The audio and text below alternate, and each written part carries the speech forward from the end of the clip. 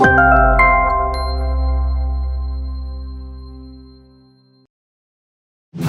के जो जश्न अदब के इस सत्र के मेहमान हैं, उनकी शख्सियत से आप पहले से परिचित हैं। इस मंच पर उनका आना जाना होता रहा है, उनकी बातचीत, उनकी गुफ्तगू आपने सुनी है। और आज का ये जो सत्र है, जिसका उन्वान है, शीर्षक है अहम आवाम वयम से मिलना, इस शीर्षक के हवाले से आज वे आपके सम्मुख हैं, हमारे सम्मुख हैं। और इससे पहले कि हम उनसे गुफ्तगू शुरू करें, एक तो ये बता दें कि हमारे सामने जो शख्सियत जस्टिस शबीहुल हसनैन शास्त्री साहब हैं, वे हैं क्या?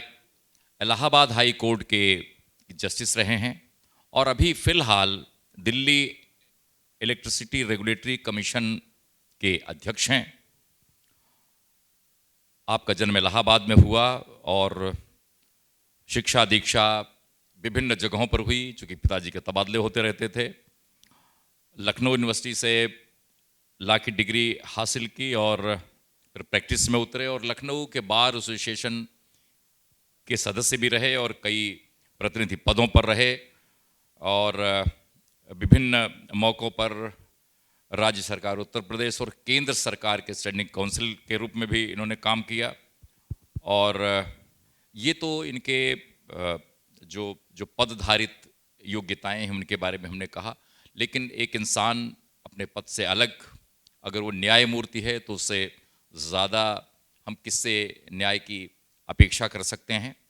तो विभिन्न पदों पर रहते हुए और इतने सालों के अनुभव के बाद न्यायमूर्ति के आसन पर विराजमान होते हुए ये जो ज़िंदगी का इतना बड़ा अरसा गुजरा है, बहुत सारे अनुभवों से हमें भरता है।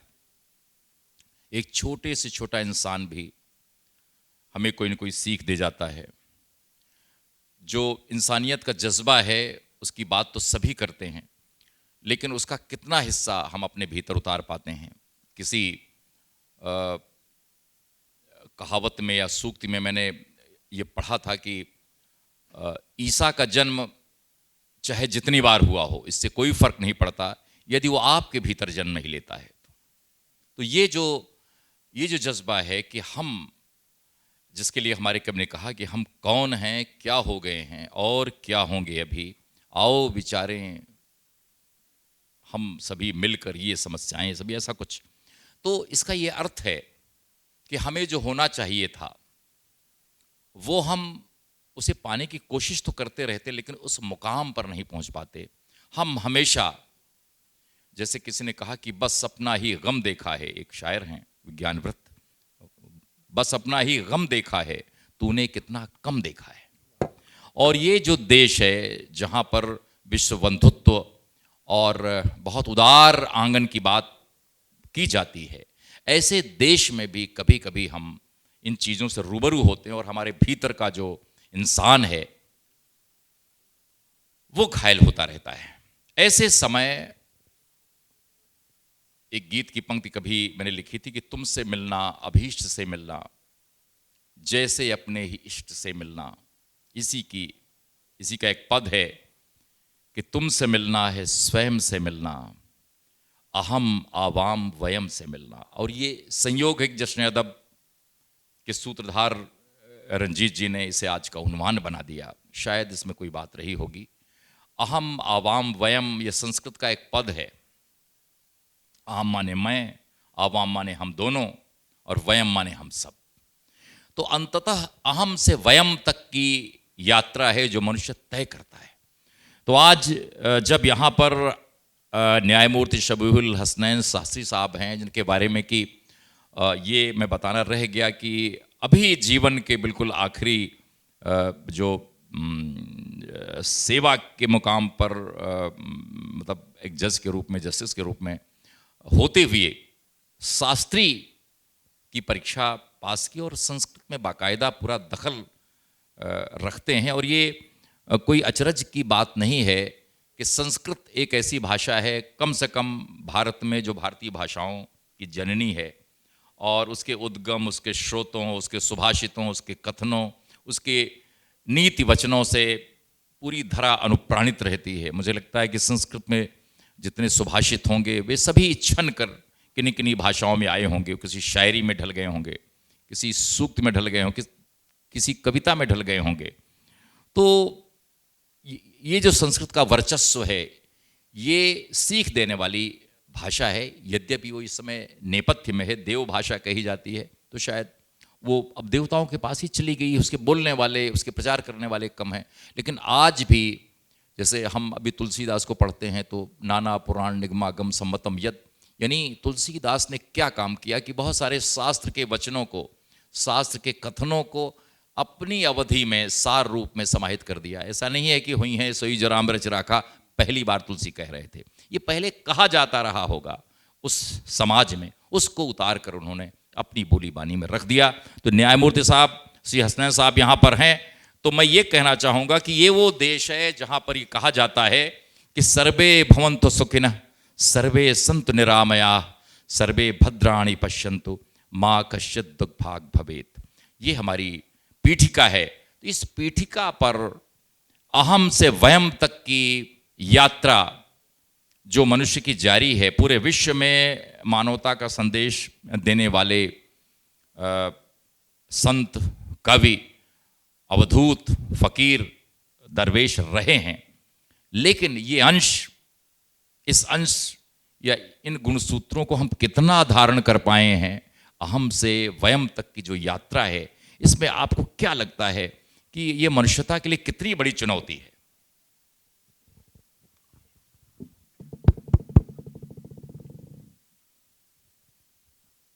ओम निश्चल साहब, सबसे पहले आपको प्रणाम करता हूँ आपकी इस कविता के लिए, और जो भी यहाँ पर लोग बैठे हैं उनको भी मेरा प्रणाम। आपने जिस कविता की बात की है उसका कैनवस बहुत बड़ा है। अहम आवाम वयम का एक छोटा सा एक वचन, द्विवचन और बहुवचन की बात नहीं है। ये तो कविता में एक जगह आपके आ गया है, लेकिन इसके बहुत ही गंभीर और बहुत दूरगामी, बहुआयामी मतलब निकलते हैं। लेकिन इससे पहले अभी आपने एक बात कही कि सर्वे भवन्तु सुखिनः, सर्वे सन्तु निरामया, की धरती, यहाँ के लोगों की जो प्रार्थना है, जो उनके दिल की आवाज़ है, वो इसमें तरंगित होती है। उसके बावजूद भी दूसरा प्रश्न आपने ये किया कि हम कितना उसको पा पाए हैं। तो एक और श्लोक मैं आपके सामने रखना चाहता हूँ, जो कि दुर्भाग्य से बहुत ही आधा अधूरा प्रयोग में आता है और बहुत प्रयोग में आता है, लेकिन उससे बात शुरू करता हूँ। अयम निजः परो वेति गणना लघुचेत साम, उदार चरिता नाम तो वसुधैव कुटुंबकम।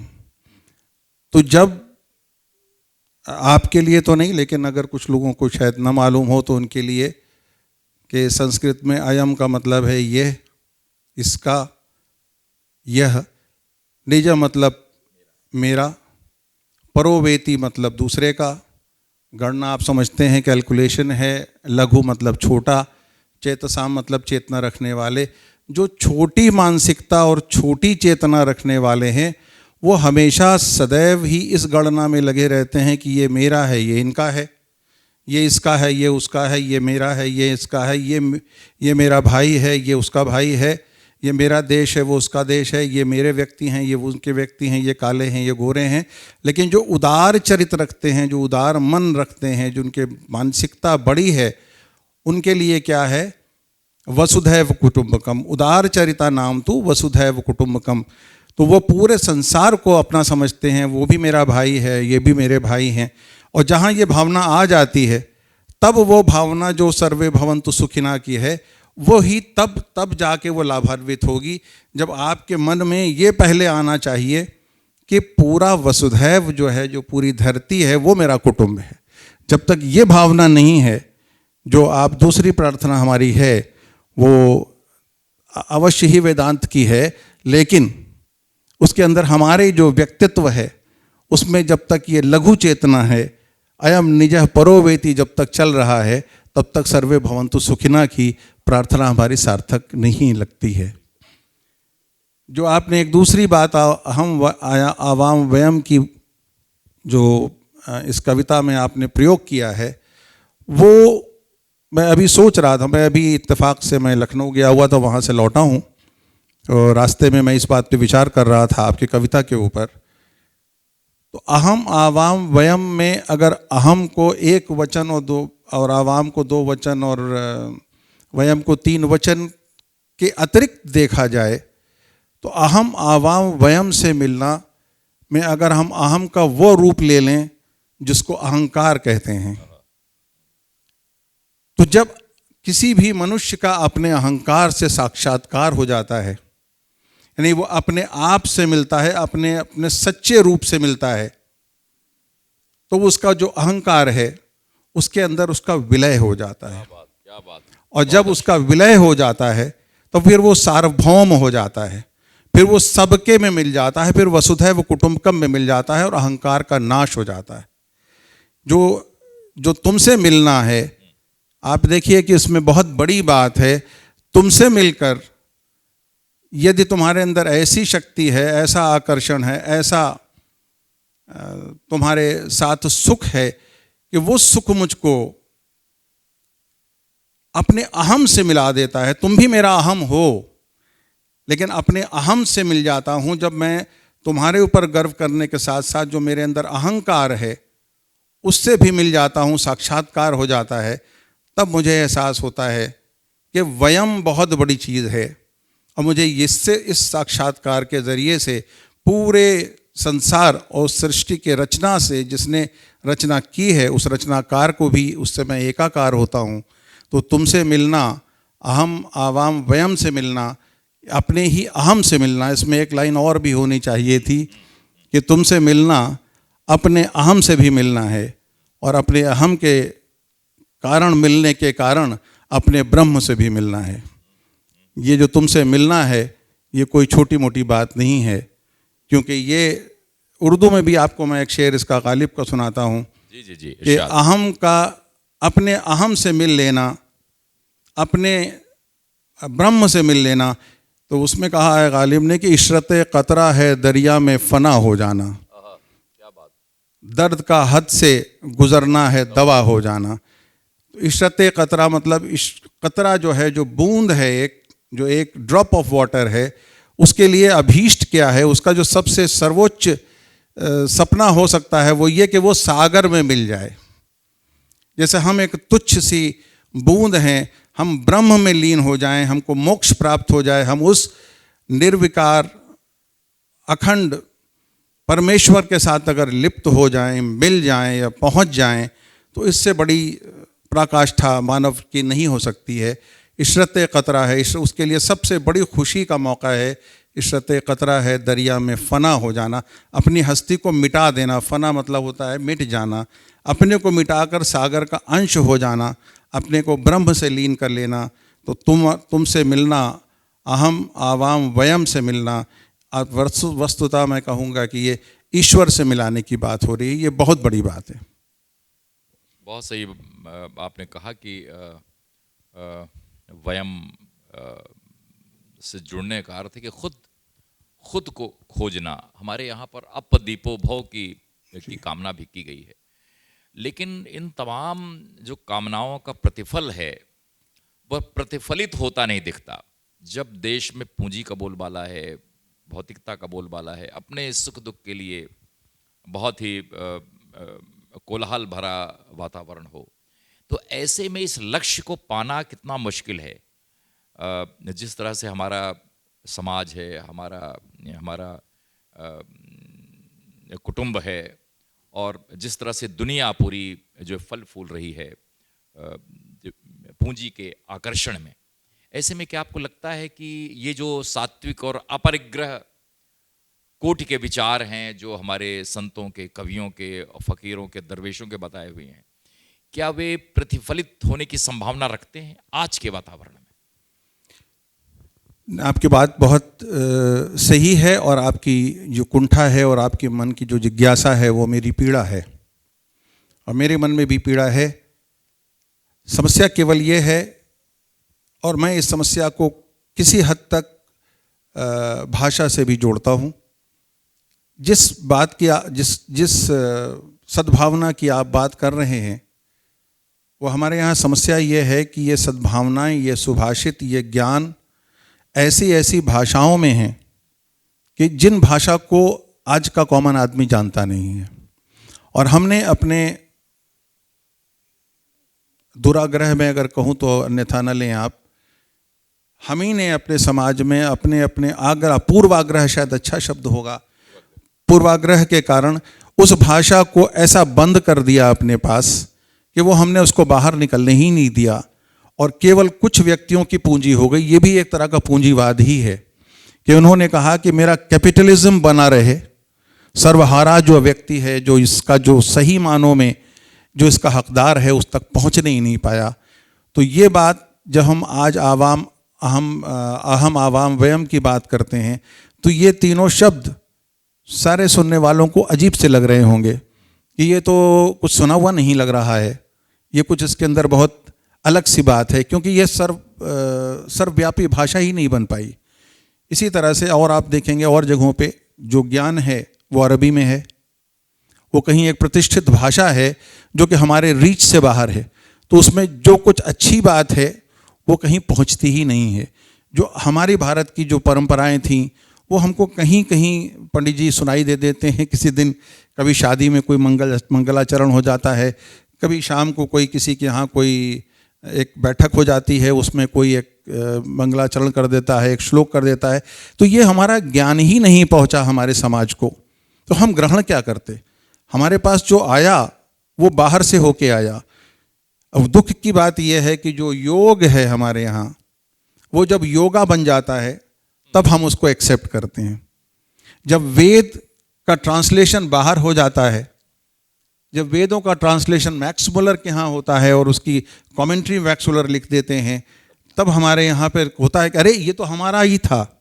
जब कोई साइंटिस्ट बाहर जाके बहुत बड़ा नाम करता है तो हमारे यहाँ अखबारों में छपता है भारतीय मूल के उक्त वैज्ञानिक ने ऐसा किया।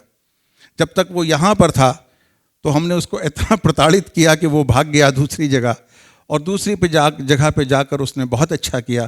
तो कारण ये मुझे लगता है कि जो हमारे यहाँ की संपदा है, जो हमारे ऋग्वेद, जो हमारे वेद हैं, वेदांत हैं, जो हमारा ज्ञान की पूंजी थी, वो ऐसी भाषाओं में रखी रह गई कि वो हमारे मानव, जो हमारा जो समाज था, उस तक पहुंची नहीं। इसलिए जो और वेस्टर्न वर्ल्ड की जो परंपराएं थी वो हमारे ऊपर आ गईं, और हम न उसके लिए बने थे, और जो हम जिसके लिए बने थे वो हमको मिला नहीं, जिसके लिए हम नहीं बने थे उसमें हम ढकेल दिए गए। तो हम दोनों के बीच में फंस के रह गए हैं। ना हम पूंजीवादियों के साथ हैं, ना हम सर्वहारा वर्ग के साथ हैं। जी हसन साहब, आप बहुत सही बात कह रहे हैं, और मुझे लगता है कि हमारे भीतर की जो चोट है, जो कचोट है, पूरी मनुष्यता पर है ये जी। लेकिन हमारे यहाँ एक शायर ने कहा है कि जैसे सच्चाई पर बहुत बातचीत होती है, परिवार के संस्कारों में भी बच्चा सबसे पहले हम उसे सच बोलना सिखाते हैं। जी। सच बोलना सिखाने और सच का आचरण जहाँ पर होता है, उस आचरण में जिसकी परवरिश हुई हो उसका ज़्यादा फर्क पड़ता है। लेकिन किसी शायर ने हमारे यहाँ कहा है कि सच बोलना भी लाजिम, जीना भी है जरूरी, सच बोलने की धुन में मंसूर हो न जाना। लेकिन हमारे शास्त्र कहते हैं कि वो तो एक रास्ता बता रहा है, सत्येन वायवो वान्ति, सत्येन तपते रवि, सत्येन धार्यते पृथ्वी, सर्वः सत्ये प्रतिष्ठितम। सच के अलावा कुछ नहीं, इस सच के कौल पर टिके रहना है। लेकिन एक हमारे यहाँ का सुभाषित और है जो कहता है कि सत्यम ब्रूयात प्रियम ब्रूयात, न ब्रूयात सत्यम अप्रियम, प्रियम च नानित्रम ब्रूयात, एषः धर्मः सनातन। यानी वो एक रास्ता बताता है कि सच तो बोलना है, लेकिन बच के, किसी अगर आँख नहीं है तो उसको काना नहीं कहना है, कुछ और कहना है, जिससे कि उसके दिल को चोट न लगे। सत्य को इस तरह से ढक के कहना है कि वह सच भी कहा जाए और उसके अंतःकरण को चोट न लगे। न ब्रूयात सत्यम, अप्रिय सत्य नहीं बोलना है। तो एक बीच का रास्ता निकालने के बाद मुझे लगता कि ये शिष्टाचार वाला कथन है, लेकिन फिर भी इसके भीतर जो सच्चाई निहित है, उस सच्चाई पर आज मनुष्य कितना टिका रह पाता है। इतने सारे कारोबार हैं जिसमें झूठ का कारोबार भी चलता है और वो सच के कारोबार से ज़्यादा फलता फूलता दिखाई देता है। पूरे 3 घंटे के फिल्म में नायक जूझता है, संघर्ष करता है। फिल्म जब बिल्कुल जाल समेट रही होती है तो जीतता है, यानी पूरे वक्त झूठ जीतता है और अंत में जो निर्णय होता है, चूंकि आप माननीय न्यायमूर्ति हैं, जो सालों के मुकदमे हैं, लम्हों सदियों ने खता की थी, लम्हों ने सजा पाई थी। तो जब जी हाँ, लम्हों ने खता की थी, सदियों ने सजा पाई। तो आप ये देखें कि आपके यहाँ भी जो थका हारा व्यक्ति आता है, न्यायमूर्ति के आसन पर आप रहते हैं, आपको ये जरूर मालूम होता होगा, पता नहीं कितनी पेशी के बाद फिर ये निर्णय की आस में आया हुआ है। और उस समय आपको क्या लगता है कि यहाँ पर जिन कचहरियों, न्यायालयों में आप न्यायमूर्ति के आसन पर रहे, वहाँ झूठ का कितना बोलबाला रहा है, वहाँ झूठ जीतता रहा है या सच जीतता रहा है? आखिरकार सच और झूठ में जो सच का पलड़ा है वो हमेशा भारी हमारे उद्देश्यों में तो दिखता है, महत उद्देश्यों में, लेकिन वो होता दिखता नहीं है, वो पराजित होता हुआ दिखता है, लहूलुहान होता हुआ दिखता है। सच इतना लहूलुहान क्यों है जब अहम आवाम वयम की यात्रा में हम शरीक हैं? बात आपने बहुत सही कही है, लेकिन इसके 2 पक्ष और भी हैं। मैं अभी इस पे ज़रूर आऊँगा कि आज के न्यायालय में सच तुरंत क्यों नहीं जीतता और सच अक्सर पराजित क्यों हो जाता है। ये बात भी एक दिक्कत ये है कि जो न्यायमूर्ति होता है या जो न्यायालय से जुड़ा हुआ होता है, उसकी इतनी मान्यताएं उसके लिए जोड़ दी गई हैं कि वो कहीं बाहर बात नहीं कर सकता, वो अखबार में इंटरव्यू नहीं दे सकता, आपके साथ यहाँ बैठकर गप नहीं मार सकता, कॉफ़ी हाउस में उसको दिखना नहीं चाहिए, शादियों में मिलना नहीं चाहिए। तो वो ठीक भी हैं, आवश्यक भी हैं, लेकिन बहुत से आयाम जुडिशरी के लोगों के सामने नहीं आ पाते हैं। अब मैं आपको एक बहुत छोटी सी मिसाल देता हूँ तो आपको लगेगा हाँ ये तो बिल्कुल सामने की बात है। देखिए, एक दुर्घटना हो जाती है कहीं,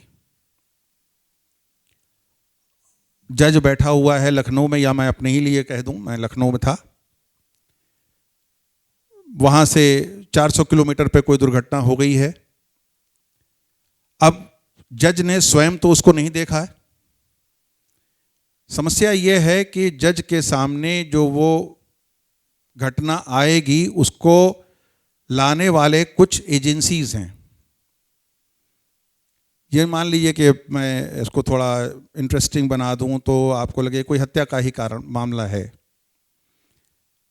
तो वो हत्या का जो जिसके घर में हत्या हुई है वो जाके, उसकी मजबूरी ये है कि वो कानून को अपने हाथ में नहीं ले सकता। ये हमारी एक फिलॉसफी है कि आप अपने भाई का खून का बदला स्वयं नहीं ले सकते। अब ये कितना सही है, बहुत सी कंट्रीज़ में ऐसा है, बहुत से कंट्रीज़ में नहीं है। अरबिक कंट्रीज़ में ऐसा नहीं है, अरब कंट्रीज़ में कुछ और लॉ है। लेकिन हमने ये मान्यता रख ली अपनी कि नहीं, वो कानून को नहीं ले सकता, इसलिए उसको जाना है पुलिस के पास। अब पुलिस जो है वो एक आउटसाइड एजेंसी है, उसके अंदर वो संवेदना नहीं पाई जाती जो उस व्यक्ति की है जो अपने भाई के मर्डर में हुआ है। और एक और दूसरा प्रतिपक्ष है जो नहीं चाहता कि ये सच बात पुलिस वहाँ पर कोर्ट को बताए। तो जो एविडेंस कलेक्ट होना है वो कलेक्ट करने वाली एजेंसी पुलिस की है। अब समस्या ये होती है कि अगर पुलिस ने आके मुझसे ये बताया या हमारे अदालत में जाके ये बताया कि नहीं साहब ऐसी तो कोई दुर्घटना वहाँ पे नहीं हुई, क्योंकि जो रक्त मिला था वो रक्त मानव रक्त है, इसकी पुष्टि नहीं हो पाती। अगर वो ऐसा कहता है, वो साक्ष्य लेके आता है तो समस्या होती है। बल्कि मेरे लिए बहुत बड़ा एक प्रश्न आपने आज रख दिया है, मैं उसकी अभिव्यक्ति भी करना चाहता हूँ, क्योंकि ये दर्द बहुत दिनों से मेरे दिल में है और हर शायद जज के दिल में होता है कि एक जैसे कोई एक किसी भी कोई काम को करते करते वो उसके अंदर एक इंट्यूशन आ जाता है, वो समझ जाता है। आप इतनी कविता लिखते हैं, आपको किसी की कविता सुनते ही आपको लगता हो कि अगले छंद में ये कहेंगे, या पुस्तक को देखते ही लगता है आपको कि इसकी शैली ऐसी है, इसकी भाषा ऐसी है। वैसे ही जब कोई केस आता है तो 12 साल 24 साल की मेरी वकालत और 12 साल की जजशिप थी, थोड़ी से 5 मिनट 10 मिनट के अंदर पता चल जाता था कि कौन इसमें से बेगुनाह है, कौन ईमानदार है। तो समस्या ये है कि ओथ हमने ये खाई है कि we will abide by the constitution and the laws. अब लॉज में ये लिखा हुआ है कि आपके सामने सबूत आपका दिल नहीं है, सबूत वो है जो सिपाही भवानी सिंह कह रहे हैं। और भवानी सिंह ये कह रहे हैं कि साहब ये तो ऐसा हुआ ही नहीं, ये झूठ बोलते हैं, ये तो पैसा पाने के लिए इस तरह की बात कर रहे हैं कि इनके साथ ये दुर्घटना हुई है। अब अदालत क्या करे उसमें? साक्षात तो मैंने देखा नहीं है, ना साक्षात संभव है कि हर दुर्घटना में जज साहब पहले से मौजूद हों, अनलेस कि वो उसमें शामिल हो तो हो नहीं सकता। तो वो जब संभव नहीं है तो जो एजेंसीज उसको करके लाती हैं आपके सामने, वो उसके अंदर ऐसे ऐसे पेंच पैदा करती हैं कि आप मजबूर हैं कि आपको लगता है कि ये सही होगा, लेकिन अगर वो ये टिकट बता रहा है कि नहीं साहब रेलवे का स्टेशन का टिकट है और ये वहाँ बॉम्बे के होटल का रेजिडेंशियल प्रूफ है कि ये आदमी वहाँ पर था ही नहीं, तो मेरा दिल चाहे जो कुछ भी कहता रहे, मैं मजबूर हो जाता हूँ अपने व्यक्तिगत धर्म और जो मेरा राज धर्म है, जो मेरे भारत के संविधान का धर्म है। तो बहुत सी बातें अक्सर इसलिए भी होती हैं, ये समाज नहीं जान पाता क्योंकि समाज ने उसको उस रूप में देखा है, उसने उस घटना को सामने देखा है, लेकिन जिस रूप में उसको न्यायालय में दिखाया जाता है वहाँ पर न्याय की आंखें इसीलिए बंद दिखाई जाती हैं क्योंकि साक्षात उसने नहीं देखा। एक तो समस्या ये। दूसरी समस्या एक और मैं कहूँ, वो एक चिंतन का विषय है, थोड़ा सा आप सोचिएगा। आप बताइए कि क्या न्याय यहीं पर आज ही देर में जीत रहा है? पहले बहुत दिनों तक हारता रहा और अंत में उसकी विजय हुई। अगर आप इसको फिल्म के परिप्रेक्ष्य से लेकर बाहर चले जाएं तो फिर 14 साल तक राम भी वनवास में रहते हैं, हारते हैं, और फिर 14 साल के बाद ही आप आते हैं। कृष्ण को अर्जुन को बताना पड़ता है और युद्ध होता है और संहार होता है, और बरसों बरस के बाद बाहर निर्वसित रहने के बाद और बहुत से अत्याचार सहने के बाद ही विक्ट्री होती है। तो आज की फिल्मों में अगर 3 घंटे के बाद विक्ट्री हो रही है तो 12 साल से कम है। तो ये कुछ नियति है, शायद ईश्वर ने संसार को ऐसा बनाया है। इसके ऊपर एक थोड़ा सा गंभीर विषय को मैं हल्का कर दूं तो एक जॉन एलिया साहब एक शायर हुए हैं, बहुत अमरोहा के शायर थे और बहुत ही फ़कीर टाइप के, आप लोग शायद वीडियो पे उनको देखते हैं तो वो बहुत बिल्कुल अजीब से जैसे रहते हैं वैसे ही वो पढ़ते भी हैं और बहुत ज़्यादा फ़िलोसफिकल आदमी हैं और बिल्कुल बेबाक आदमी हैं।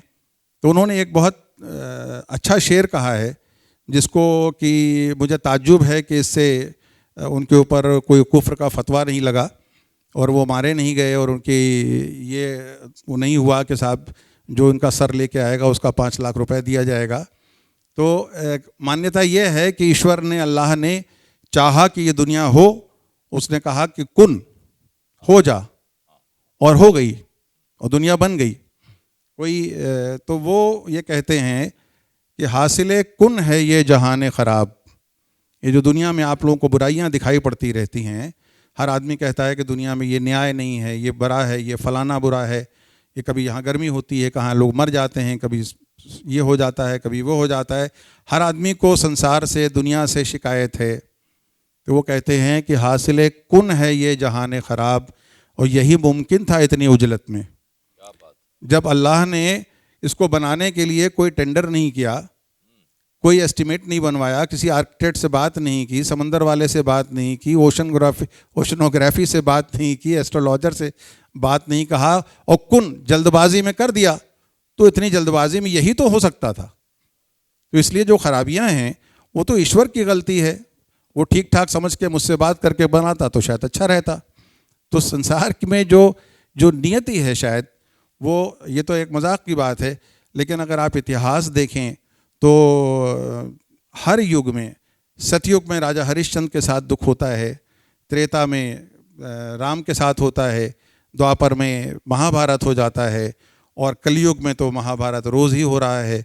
और फिर उसी का प्रतिरूप दिखाई पड़ता है कि न्याय मिलता भी है तो बहुत देर से मिलता है, और अगर सत्य की जीत भी होती है तो शायद बहुत देर से होती है। ये भगवान की या तो नियति है या हमारा या संसार को माया के रूप में ईश्वर ने बनाया इसीलिए है कि इससे हम कुछ कुछ सीखें और कुछ कुछ लड़ें। क्या बात, अच्छी बात कह दी आपने। चूँकि आप माननीय न्यायमूर्ति हैं, तो एक किस्सा मेरे बाबा बताया करते थे कि एक अंग्रेज़ों के ज़माने में मथुरा में न्यायमूर्ति थे और वे तुलसी प्रेमी थे। तुलसी की उक्तियाँ उनको बहुत याद रहती थीं और तुलसी समर्थक थे। तो जो अपराधी था वो खुद अपनी वकालत करने के लिए प्रस्तुत हुआ। वो भी तुलसी प्रेमी था। उसने सोचा कि ये काट है कि हम अपनी वक्तृता से प्रभावित कर सकते हैं। तो उसने कहा कि ये अपराध तुमने क्यों किया? तो उसने कहा कि क्या करें साहब, पूरी बदकही में उसने फिर ये कोट किया कि हुई हैं सोई जो राम रचि राखा, को करी तरक बढ़ावे शाखा। तो उन्होंने उसे सुना और फिर पूरी बातचीत सुनने के बाद उन्होंने फैसला दिया। फैसला जो दिया वो भी तुलसी से दिया कि कर्म प्रधान विश्व रचि राखा, जो जस करे सो तस फल चाखा। तो तुलसी ने जहां वो कहा वहां उसकी एक काट भी की, जैसे कि भाग्यम फलति सर्वदा, लेकिन फिर कहा कि कर्मण्डेवाधिकारस्ते मा फलेषु कदाचन, फल की इच्छा से तो काम ही नहीं करना है। तो ये हमारे यहाँ कहा गया है। बहरहाल आपने बहुत ही अच्छे तरीके से ये बात रखी। हमारे यहाँ पोएटिक जस्टिस है, काव्य में न्याय कवि करता है। चूंकि अपारे काव्य संसारे कवि रे वह प्रजापति। अगर वो न्याय न करे तो कविता में साधारणीकरण न हो, उसकी कविता मुझ में गूंजे नहीं। साहिर का कोई शेर या कोई शायरी सुनकर लगा कि ये मेरे मन की बात है। काव्य न्याय है, ये साधारणीकरण है। हमारे यहाँ किसी शायर ने कहा है कि हमारे अंत की चर्चा गुलाबों तक रहे सीमित, हमारे जन्म की तारीख कागज पर नहीं लिखना, न गंगा जल न हलाहल न कोई और ही जल हो, किसी लाचार आंसू को हमारे भाल पर रखना। अब ये लाचार आंसुओं की जो अभ्यर्थना है, कौन सुनता है आज के ज़माने में? तो ये जो दुख दर्द है इंसान का, जिसमें कि उसके आंसुओं की कोई कीमत नहीं, इसको आप किस तरह से आंकते हैं? देखिए, जो आपने पहली बात तभी कही थी कि साहिर का कोई शेर या किसी और कवि का कोई रचना जो है वो दिल को छूती है, और हमको लगता है कि ये बात हमारे दिल के बहुत करीब थी। तो इस पे मैं आपको एक गालिब का शेर सुनाता हूँ, जो बहुत ज़रा सा अगर आपको मुश्किल लगेगा तो मैं उसको एक्सप्लेन भी कर दूंगा। पुराने शेर हैं ये सब, नए वाले शेर नहीं हैं। तो नए वाले शेर जो आजकल जदीद शायरी है, वो शायरी तो बिल्कुल है, और उसमें आसानी ये भी रहती है कि वो आसान शब्दों में होती है और वो बहुत जल्दी समझ में भी आ जाती है। लेकिन गालिब के शेर में चूँकि उर्दू और फ़ारसी के अल्फाज होते हैं, इसलिए उसमें कभी कभी दिक्कत होती है, लेकिन शायद वो बहुत गहरी चिंता के बाद निकल के आता है। तो गालिब कहते हैं कि देखना तकरीर की लज्जत कि जो उसने कहा, see the flavour of his speech. देखना तकरीर की लज्जत कि जो उसने कहा, मैंने ये जाना कि गोया ये भी मेरे दिल में है। क्या बात है, क्या बात। वो जिस अंदाज से और जिस पैशन से और जिस शिद्दत के साथ, जिस प्यार से और जिस जज्बात के साथ वो उस बात को कहता है, वो देखना तकरीर की लज्जत, उसके अंदर एक ऐसा कशिश और इतना आकर्षण होता है। वो आकर्षण इसलिए होता है कि उसके पीछे सच होता है। तो वो जब सच उसमें उजागर होता है उसकी बातों में, तो ये मुझे लगता है कि ये तो मेरा भी दर्द है, ये तो मेरी पीड़ा भी है। अगर आप बात करते हैं जब सच होगा, तो वो सच वही होगा जो आवाम और वयम का होगा, जो केवल आपका सच नहीं होगा, हम दोनों का भी सच होगा और हम लोगों का भी सच होगा। तो जब हम लोगों का सच सबके सामने रखते हैं तो वो सामने देखते हैं और उनके दिल पर पहुंचता है। एक कृष्ण बिहारी नूर का भी शेर है जी जी जी। कि मैं तो गज़ल सुना के अकेला खड़ा रहा, सब अपने अपने चाहने वालों में खो गए। तो वो चाहने वालों में कैसे खो जाते हैं? क्योंकि हर आदमी किसी की चाह में खोना चाहता है। वो दर्द उसका भी है, वो दर्द हमारा भी है, वो कह नहीं पाता, हमने उसको खूबसूरत ज़बान में, लज्जत की ज़बान में कह दिया, तो वो अपने अपने सोचने वालों, चाहने वालों में खो गए। तो इसी प्रकार से वो जो शायरी है वो उनको टच कर जाती है जब हम उस पीड़ा की बात करते हैं जो सार्वभौमिक होती है। जी, बहुत अच्छा लग रहा है। लेकिन एक बात की तरफ मैं ध्यान दिलाना चाहता हूँ कि पूरे दुनिया में जो भी संकट, जैसे हमने अफगानिस्तान में देखा, या बहुत वर्षों तक अपार्थीड रंग भेद वाला मामला रहा, या यहूदियों के साथ जो हुआ, या हमारे यहाँ जो मतलब तमाम तरह की असमानताएं हैं, और वो आज भी हैं, हमारे खून में हैं, हमारे रक्त में हैं।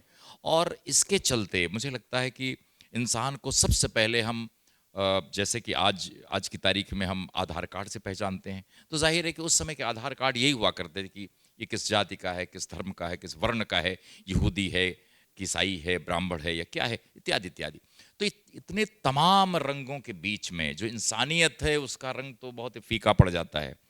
हमने अभी हमारे एक बहुत ही वरिष्ठ कवि हुए हैं हिंदी में, कैलाश वाजपेयी, उन पर कुछ काम कर रहा था। वे लगभग वाग्गेयकार थे, भारतीय दर्शन और चिंतन के बहुत विश्लेषक।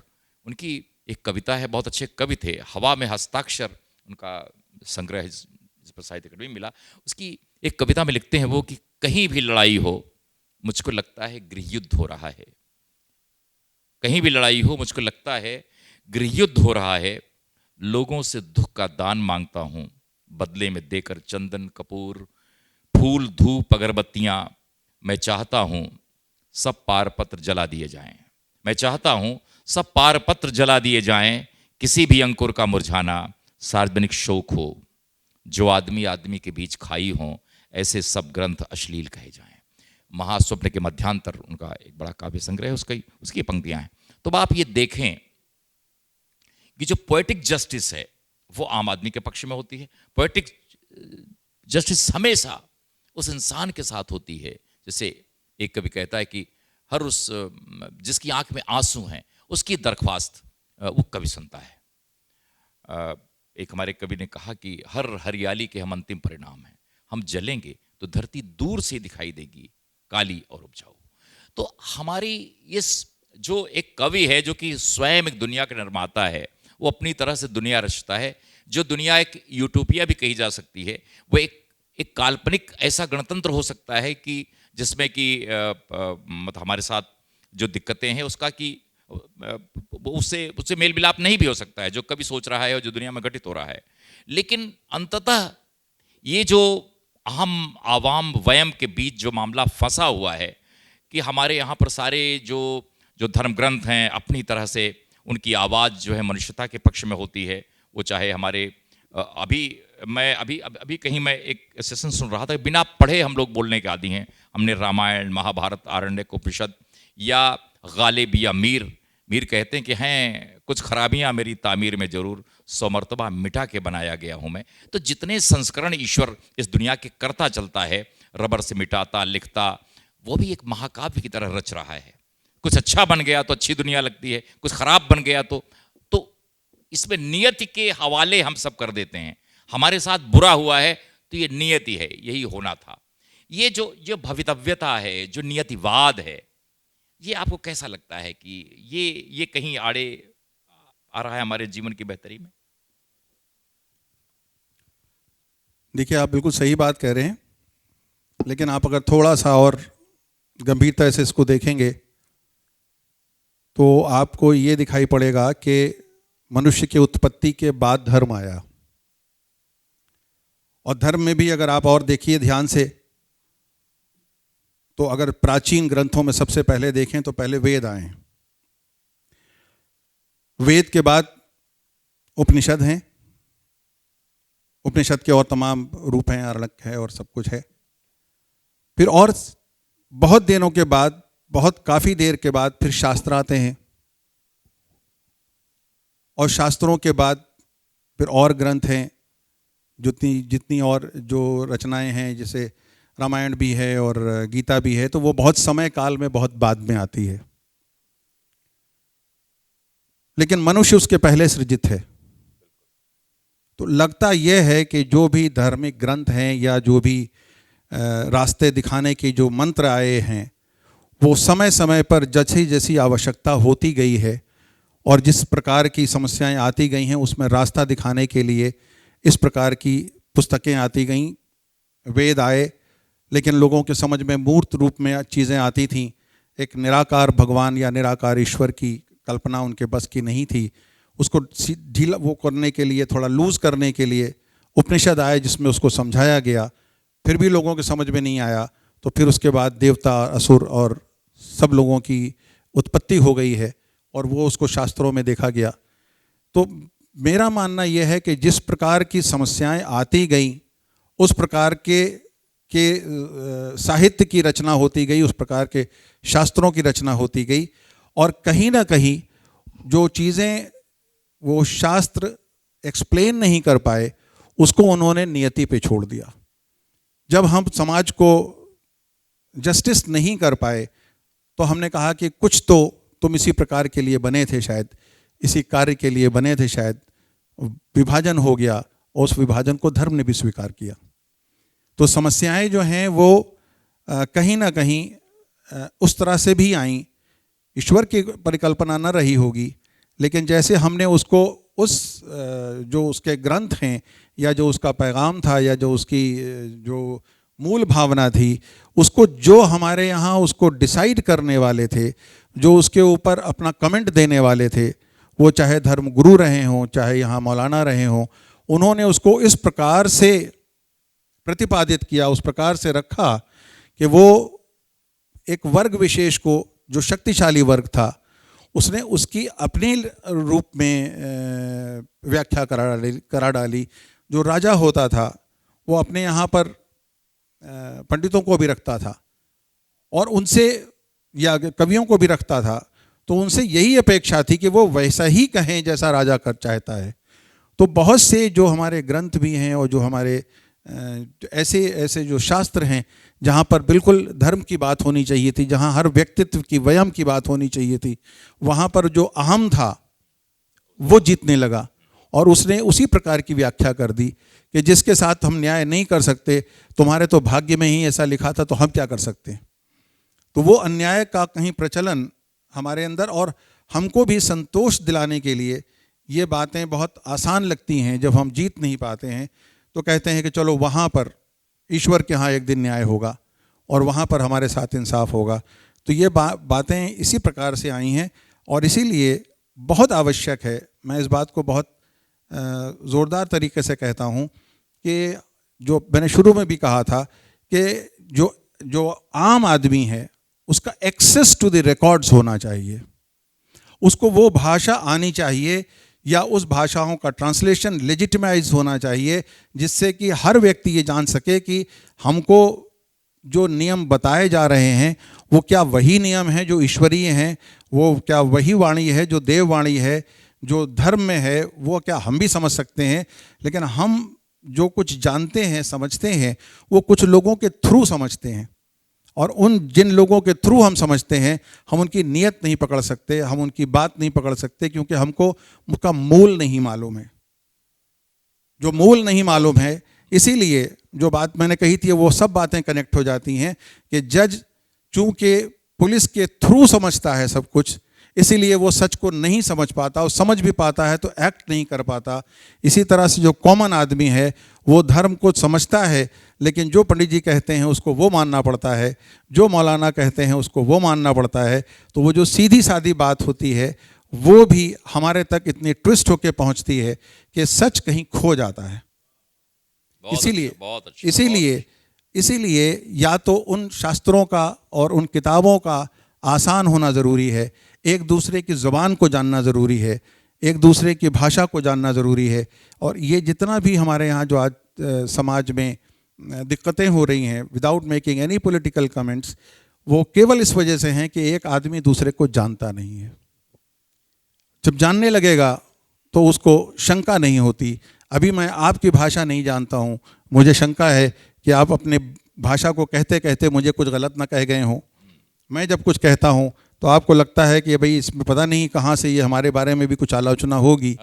तो इसलिए, और हमारा जो संसार है, जो चमन है, उसके लिए एक शेर है कि चमन में इख्तिलाफ़ रंग व बू से बात बनती है, हम ही हम हैं तो हम क्या हैं, तुम ही तुम हो तो तुम क्या हो। बहुत अच्छा, बहुत अच्छा। ये एकदम सही बात कह दी है, जिसको कहते हैं निचोड़ सार तत्व कह देना। अहम आवाम वयम में जो सबसे पहला कदम अहम मन्यता का है, सारी लड़ाई अहम मन्यता की है। जब तक वो वयम मन्यता में नहीं कायम होती, तब तक मुझे लगता है कि जो हमारे यहाँ संस्कृत में कहा गया है कि आत्मनः प्रतिकूलानि परेशान न समाचरित, जो खुद को बुरी लगे वैसा बर्ताव दूसरों के साथ न करें। लेकिन हम प्रायः वही करते हैं, दूसरों के दिल को दुखाते हैं, और फिर हम ये बहुत सारा जो नाटक करते हैं, ये अपने अन्याय को छिपाने के लिए होता है। हमारे यहाँ किसी कवि ने कहा कि हम अन्याय पर चलें और नीति पर चर्चा बनाए रखें। श्रीकांत वर्मा कांग्रेस के महासचिव थे, बहुत बड़े कवि थे। कौशल में विचारों की कमी है, जब वे राजनीति में सीधे कुछ नहीं कह पा रहे थे तो मिथक के जरिए कह रहे थे, मगध में, या इस तरह से। तो ये जो हमारी जो चर्चा है, ये तो अनंत काल तक हरि अनंत हरि कथा अनंता, चूंकि न्याय अन्याय कोई आज से नहीं है, इनका शासन जो है सदियों से रहा है। न्याय का भी अस्तित्व रहा है, अन्याय का भी अस्तित्व रहा है, रात का है तो दिन का है। लेकिन एक बात, सबसे बड़ी बात यह है कि हमारे माननीय जस्टिस साहब जो है, ये शेरो शायरी का भंडार है, इनकी स्मृति कोश में शायरी का विशाल भंडार सुरक्षित है। तो मैं चाहता हूँ कि इस विषय को छूने वाले या कुछ इस विषय को और उत्तेजित प्रदीप्त करने वाले यदि शायरी आपके पास तो जरूर उसे सुनाएं, क्योंकि यही इस सत्र का बेहतरीन समाहार होगा, जिसे हमने कुछ सूक्तियाँ दी हैं। आप अगर इसे अपनी शायरी से संपुष्ट कर सकें, संपोषित कर सकें, तो मेरे ख्याल से सबसे ज़्यादा अच्छा निष्कर्ष और ये उचित जो है समाहार होगा। मैं कुछ एक आध चीज़ें मैंने नोट की हैं, वो मैं आपसे ज़रूर शेयर करना चाहूँगा। कि ये जो आपने अहम आवाम वयम की बात की थी, मैंने आपसे कहा कि अब तुमसे मिलना ब्रह्म से मिलने की जैसा है, तो उसमें आपको एक मंगलाचरण मैं आपको अर्पित करता हूँ। वागार्थ विव संप्रक्त्यो वागार्थ प्रतिपत्तये जगता पितरो वंदे पार्वती परमेश्वरौ। इसका अर्थ ये है कि जैसे शब्द और अर्थ दोनों हमेशा साथ साथ चलते हैं। जैसे वाग मतलब वाणी, अर्थ मतलब मीनिंग है उसका। जैसे ही मैंने कहा पानी, या मैंने कहा ग्लास तो आपकी, या मैंने कहा बॉटल, तो जैसे ही मेरे मुंह से ये शब्द निकला, ये दिमाग में अर्थ आपके पहुंच गया कि इसके लिए कहा जा रहा है। ऐसा नहीं हो सकता कि मैं कुछ कहूं और उसकी जो वाणी का जो अर्थ है वो आप तक पहुंच ही रहा है, इसीलिए पहुंच रहा है कि दोनों एक हैं। तो उसको संस्कृत में ये कहा गया है कि ये दोनों सदैव से एक रहे हैं, और इनको प्रतिपादित करने के लिए जो हमारे यहाँ का जो परंपरा है उसमें ये है कि सारी जो जननी है, जो जगत है पूरा, इसके लिए इसके माता पिता शिव और पार्वती हैं। लेकिन शिव और पार्वती भी ऐसे संपृक्त हैं, दोनों ऐसे जुड़े हुए हैं कि हम शिव को पितरौ कह देते हैं तो भी पता चलता है कि शिव में ही पार्वती भी आ गई, और पार्वती को हम परमेश्वरौ कहते हैं तो उसके अंदर शिव भी आ गए हैं। इन दोनों को अलग अलग भी कहा जा सकता है, शिव पार्वती भी कहा जा सकता है, लेकिन ये दोनों ऐसे मिले हुए हैं कि केवल शिव को कहने से भी पार्वती का भास होता है, केवल पार्वती को कहने से भी शिव का भास होता है। तो ये जो आपकी कविता में आपने अहम आवाम वयम का जो प्रयोग किया है, वो वर्चुअली आप वहाँ तक पहुँच रहे हैं कि एक शब्द को कहने से अगर मैंने तुम कह दिया तो तुम भी मेरे पास आ गए हो, तुम मेरे इष्ट हो, तुम मेरे अभीष्ट भी हो। तो तुमसे मिलना, अभीष्ट से मिलना, तुमसे मिलना, इष्ट से मिलना, और ये भी मैंने आपको भी कहा था कि इसमें ये भी होना चाहिए कि तुमसे मिलना ब्रह्म से मिलना, तुमसे मिलना अपने ही अहम से मिलना। लेकिन इसी बात को एक और शायर ने कहा है, एक फैज़ दक्कनी साहब हैं। हम लोगों को चूँकि एक भाषा के साथ दूसरी भाषा का पता नहीं चलता, इसलिए हम जानते नहीं हैं कि अहम ब्रह्मास्मि का जो कॉन्सेप्ट है वो संस्कृत में तो मिल जाएगा। लेकिन मैं आपको एक उनका शेर एक आपको सुनाता हूँ कि करें हम किसकी पूजा, करें हम किसकी पूजा और चढ़ाएं किसको चंदन हम, करें हम किसकी पूजा और चढ़ाएं किसको चंदन हम, सनम हम दैर हम बुतखाना हम, बुत हम बरहमन हम। क्या बात, बहुत खूब। करें हम किसकी पूजा और चढ़ाएं किसको चंदन हम, सनम हम दैर हम बुतखाना हम, बुत हम बरहमन हम, हुआ है फैज़ मालूम एक मुद्दत में हम ही थे वो।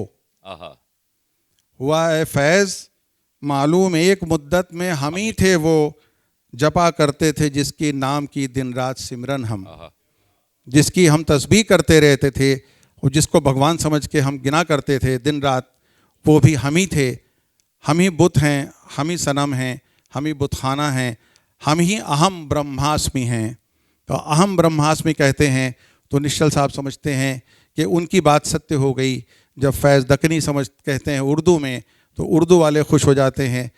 प्रॉब्लम ये है, सच्चाई ये है कि ये दोनों सच हैं, लेकिन दोनों एक दूसरे को नहीं जानते, क्योंकि अहम उनको वयम से मिलने से रोकता रहा है। तो जब अहम आवाम और वयम मिलने लगेंगे तो निश्चल जी की कविता फलीभूत होगी और समाज के लिए एक बहुत बड़ा वरदान के रूप में आएगी।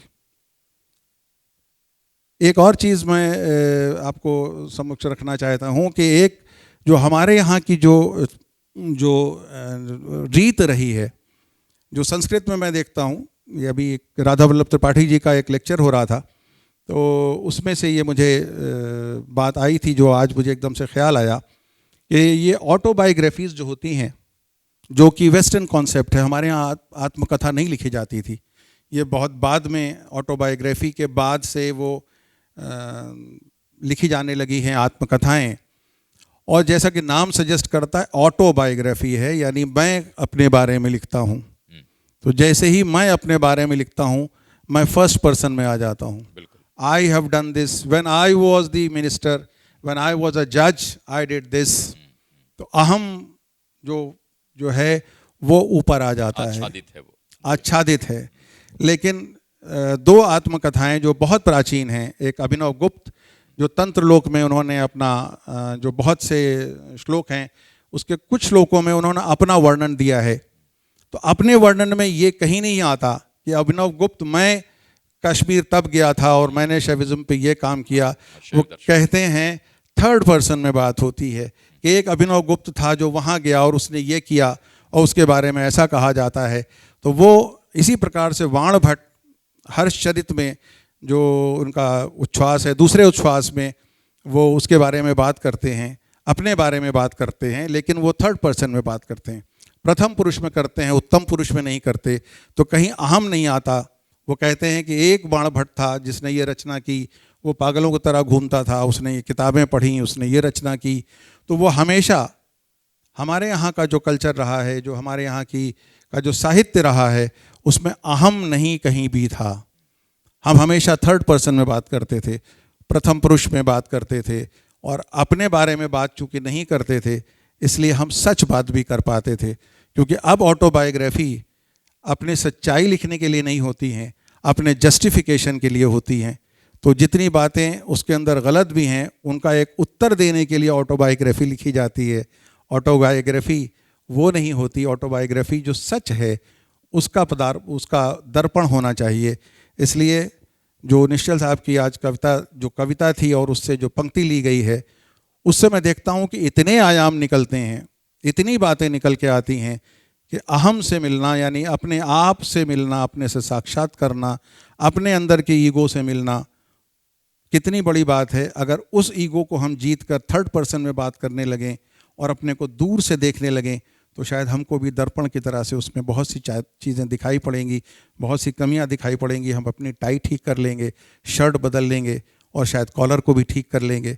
तो इसलिए दर्पण में देखते रहने के लिए अहम का मिटना और वयम में उसका लीन होना बहुत आवश्यक है। मैं बधाई देना चाहता हूँ निश्चल साहब को कि अहम से अहम आवाम वयम से मिलना, तुमसे मिलना, आपने अपने ब्रह्म से मिलना। ये कहा तो मुझे नीरज की एक पंक्ति याद आ गई कि सुंदरता खुद से ही शर्मा जाए यदि वाणी भी मिल जाए दर्पण को। सुंदरता खुद से ही शर्मा जाए यदि वाणी भी मिल जाए दर्पण को। सच है, चूँकि आप न्यायमूर्ति भी हैं और शेर व शायरी और ज्ञान विज्ञान की जितनी भी चीज़ें हैं और कानून की चीज़ें, सब में आपका हाथ रमा है। लेकिन आपने एक बात कही थी कि सच के मुंह पर साक्ष्यों का, जैसे एक हमारे कवि की पंक्ति, खबर का मुंह विज्ञापन से ढका है, खबर का मुंह विज्ञापन से ढका है, उसी तरह से सच का मुंह साक्ष्य से दबा है। तो ये इस तरह से हमारी जो आपकी बात एक बीच में काट के एक शेर है, हाँ। वो भी आप देखेंगे कि साक्ष्य से तो छुपा है, लेकिन एक चीज़ और भी है, जी बहुत चाहता है सच बोलें, क्या करें हौसला नहीं होता। तो अपनी अपनी हिम्मत की भी बात है इसमें। बहुत सही बात है। और अब देखिए कि ये सत्र लगभग अपने समापन पर है, बल्कि इससे बेहतर और समाहार यदि एकाध कोई शेर व शायरी, अन्यथा मैं यही कहूँगा कि माननीय न्यायमूर्ति साहब की जीवन शैली, ये पद पर रहे तब भी मुझे लगता है इनके भीतर का शायर बहुत ही जागरूक और जागृत रहा होगा। न्याय अन्याय तो साक्ष्यों पर आधारित होता है, वो तो आपने ये बताया है, लेकिन जीवन में जो ईगो, अहम और इसकी जो लड़ाई है वो सदियों से होती रही है। हम खुद से भी संघर्ष करते हैं, जिसको आत्मसंघर्ष कहते हैं। लेकिन एक बात माननीय जस्टिस साहब के लिए मैं ज़रूर कहूँगा, जैसा बशीर बद्र कहते हैं कि यूँ तो देने के हम क्या काबिल कहाँ हैं, लेकिन हाँ कोई चाहे तो जीने की अदा ले जाए। तो ये जीने की जो अदा है, ये जस्टिस हसनैन साहब, शास्त्री साहब के पास है। और जाहिर है कि इतनी सारी जो चीज़ें कही हैं वो जीवन से निकली हैं, आत्म से होकर निकली हैं। और ये उन आत्मकथाओं की तरह आधी झूठी आधी सच नहीं है जैसे कि लिखी जाती हैं। जी नहीं, बस एक आखिरी बात मैं कहना चाहता हूँ, और वो ये है कि हम आवाम वयम पे जो चर्चा हुई, वो उसी के साथ साथ जो बहुत आवश्यक बात जो मैं बहुत स्ट्रेस करना चाहता हूँ, और ये इससे अच्छा मंच नहीं हो सकता कि जो भी समाज में विसंगतियाँ हैं या एक दूसरे के साथ दूरियाँ हैं, उसके का बहुत बड़ा कारण ये है कि वो जो भाषा है उसको हमने अपने से बहुत दूर रखा है और अपने ऊपर उसको बंद कर लिया है, दरवाजे बंद कर लिए हैं। जो उर्दू वाला है वो हिंदी की कविता नहीं पढ़ना चाहता, जो संस्कृत वाला है वो उसको छू नहीं सकता, अंग्रेज़ी वाले सबको हे समझते हैं, वो सब है। लेकिन आप ये देखिएगा कि एक कवि जो है, जो शायर है, उसको इस तरह की भ्रांति नहीं होती। और आपको वो जो निश्चल साहब ने हिंदी में कहा, उसको अभी आपने देखा कि ये संस्कृत में भी है, ये सूक्तियों में भी है, ये हमारे यहाँ की परंपराओं में भी है। वो संस्कृत में भी निकला, वो हिंदी में भी निकला। आपने देखा कि वो फैज़ दक्कनी की शायरी में भी निकला, उर्दू में भी निकला। मैं एक छोटा सा आपको एक चीज़ और दिखाना चाहता हूँ कि शायर आपस में अपने जो ख़यालात हैं वो चूँकि सच होते हैं, ख़यालात कहीं उसके अंदर ख़यालात में कोई प्रॉब्लम नहीं होती है। ख़याल होता है लेकिन हम उसको कलुषित करते हैं, फिर हम उसको तर्क से अपने सिद्ध करते हैं अपने तरफ। जो नेचुरल बात आती है वो बच्चे की खिलखिलाहट देख के सबको अच्छा लगता है। ये हमारे अंदर बात है कि हमको सिखाया जाता है कि अगर तुम्हारे वर्ग का बेटा है तो उसकी हंसी पर मुस्कुराओ, लेकिन अगर दलित का बच्चा है या किसी और वर्ग का, ये शब्द मुझे नहीं यूज़ करना चाहिए था, निकल गया, अगर किसी ऐसे वर्ग का है जिससे हमारे अदरवाइज रिलेशंस नहीं हैं, तो उसके बच्चे की हंसी पे भी आपको नहीं मुस्कुराना चाहिए, उसकी मौत पे भी नहीं आपको रोना चाहिए, वरना मौत पे रोना सबको आता है। सच्चाई ये है कि मैं अलेक्जेंडर पोप को कोट कर रहा हूँ, 4 लाइनें ओड ऑन सॉलिट्यूड पे जो उसने लिखा, Thus let me live unseen, unknown, thus unlamented let me die, steal from the world and not a stone, tell where I lie। यानी उसको मुझे बिल्कुल खामोशी के साथ रहने दो, खामोशी के साथ मर जाने दो। गालिब कहते हैं कि हुए हम जो मर के रुसवा, हुए क्यों ना गर के दरिया, न कहीं जनाजा उठता न कहीं मज़ार होता। तो जो क्या बात। अकेले में जी लेने की और अकेले में जी के मर जाने की जो तमन्ना है, वो एक शायर की उर्दू में भी है और ये अलेक्जेंडर पोप की भी तमन्ना है। लेकिन हम पोप को पढ़ना नहीं चाहते, जो गालिब वाले हैं वो उसको छूना नहीं चाहते।